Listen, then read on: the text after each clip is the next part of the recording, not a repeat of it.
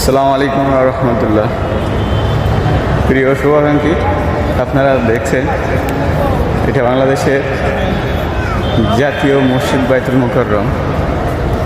যে আমরা আজকে আসছি এখানে জুম্মার নামাজ পড়বো, এজন্য আপনাদের হালকা একটু দেখানোর চেষ্টা করব মসজিদের ভিতর এবং বাইরের দৃশ্য।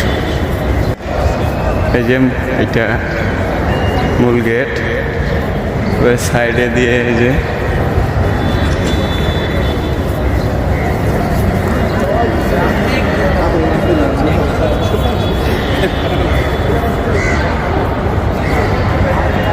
জি, আমি আসলে আগে পূর্বে আসছি একাধিকবার, কিন্তু ভিতরে প্রবেশ করা হয়নি এবং নামাজ পড়াও হয়নি। সো আজকে সেটা হবে আর কি, বাস্তবায়ন হবে।